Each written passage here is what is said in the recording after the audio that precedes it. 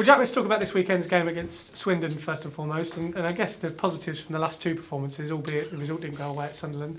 You'll be in good confidence for that game.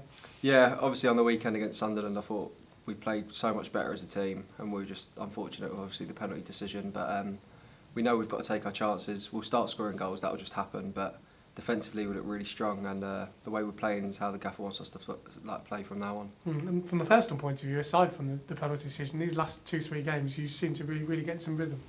Yeah, I thought at the start of the season I was a bit off the pace, to be honest. But now I said to the Robbo and gaffer that I want to start arriving in the box, showing people that I can score goals in this division.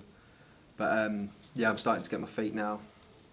Played with a few different players in midfield now, but I'm looking to really kick on this year. And maybe it's taken a little bit for granted because everyone assumed that you came back from your injury and you just go straight into playing. But it's never that way, is it? You would have been out for quite some time last season. Yeah, I think it was about 10 weeks I was going to be out for, which is obviously a really long time. But obviously with coronavirus, I've just come straight back in, and touch wood, I've had no issues with it since. Yeah, and obviously the game against Swindon, the performance against Fleetwood and the whole atmosphere around that sort of home game is kind of what you want to replicate in terms of this weekend, because you've got to create your own atmosphere, and you kind of did that against Fleetwood. Yeah, obviously Fleetwood created their own atmosphere. That was their plan. But yeah, we've got to come together as a group and create our own atmosphere and set our standards really high. No matter if there's fans or no fans, there's 3 points on the line. So.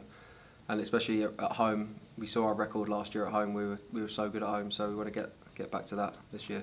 You've already been away with Republic of Ireland under 21s at some point this season and during the summer, and I guess you've played so many times for them now. You must be like a veteran at that level. Yeah, obviously I'm 22 now, so I think this is the last year that I can actually play international football. But I really enjoy going away. It's a really good experience, and just to play with different players, different styles, and things like that. It's good to have a little sort of break in season. Obviously going to be gutted to miss one of the games, but yeah, it's just hopefully I'll get some game time out there. What is it about? I mean, obviously when you come through sort of age brackets, so for example Flynn's just going away with Scotland under 19s for the first time. What do you look to take from those kind of experiences? Is it every call up different? Is every training camp different? Every game different? Is it learning different mechanics of games? Yeah, they're all different because some. Like last month I went away and we just had a training camp just to get like the group together.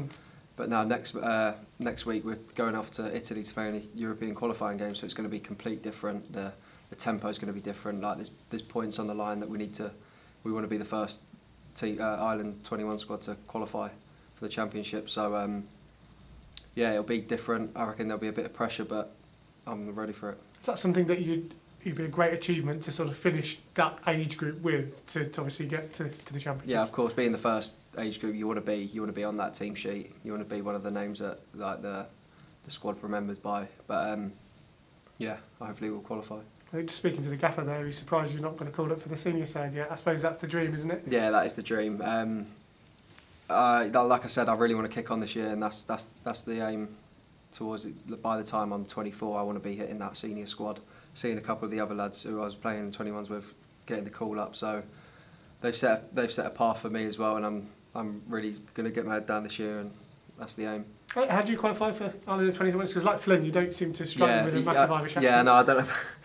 Cheers, Phil. No, my grandparents and all my families, they live in Ireland.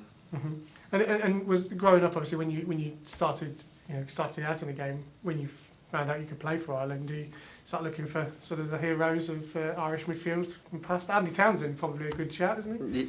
Yeah, obviously I'm not for the Barnet, obviously, but for the fact that he gets into the box. Yeah, but I love Roy Keane, the way he used to like affect games and grab the game by the scruff of the neck, and yeah, he's one of the players that I looked up to growing up as a kid when I used to watch football.